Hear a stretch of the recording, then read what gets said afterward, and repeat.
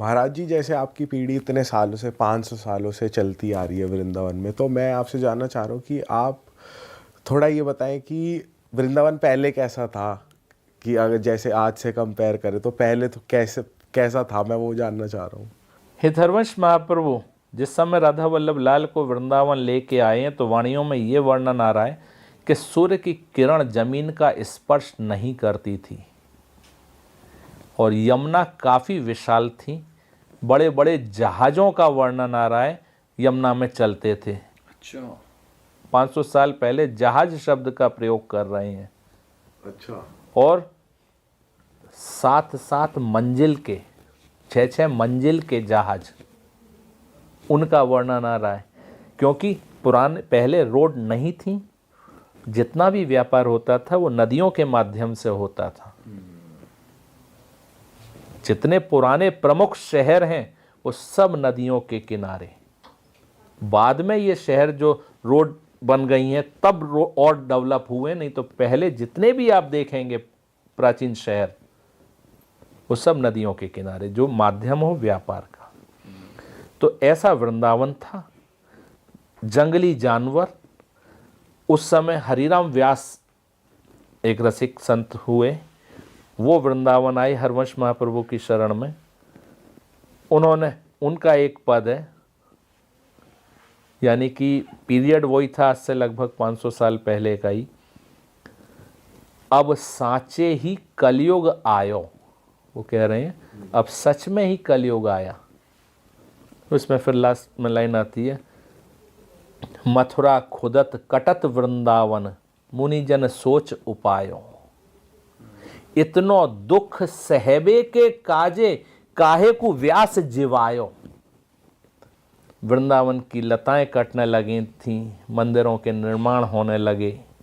हरवंश महाप्रभु ने अपने जीवन काल में इस वृंदावन में एक जरा भी कंस्ट्रक्शन नहीं होने दिया। अच्छा। बड़े बड़े राजा आए कि महाराज मंदिर बनवा लो, ये करवा लो। अब राजा आज्ञा के पीछे कौन नहीं मानेगा, माननी पड़ेगी। तो भाई उन्होंने एक शॉर्टकट रास्ता निकाली कि राजा देख मंदिर तो बन जाएगा, उसमें ठाकुर जी विराजमान नहीं हो पाएंगे, उससे पहले तू मर जाएगा, बोल बनवाना हो तो बनवा, क्योंकि इतनी लताएं कटेंगी, इतने जीव मरेंगे, वो सारा अपराध तेरे ऊपर आएगा।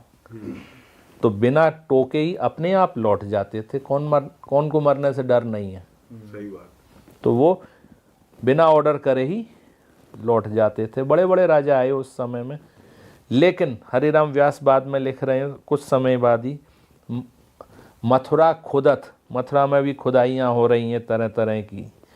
कटत वृंदावन, वृंदावन की लताएं काटी जा रही हैं।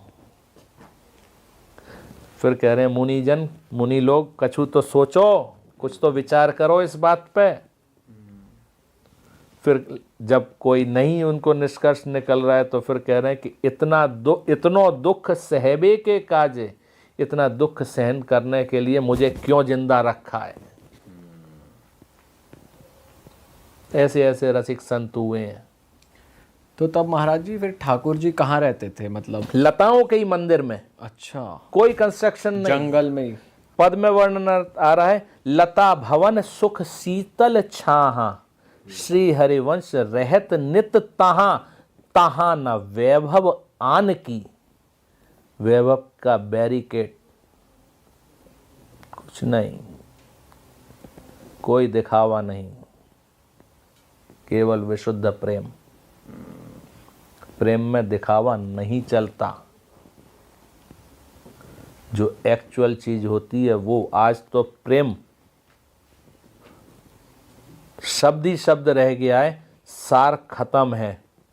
जैसे पत्ते पे ओस की बूंद गिरे और धूप निकलने के बाद में ओस उड़ जाए तो हल्का सा एक चिन्ह बना रह जाता है कि यहाँ पे ओस गिरी थी। तो केवल वो उसको प्रेम प्रेम कह रहे हैं आज की तारीख में। ओस नहीं है वहाँ, आज केवल कामनाओं से भरा हुआ है प्रेम। प्रेम होता है हमेशा निष्काम, जिसमें अपना कोई चाहना नहीं हो, हमें देना है, वो है प्रेम।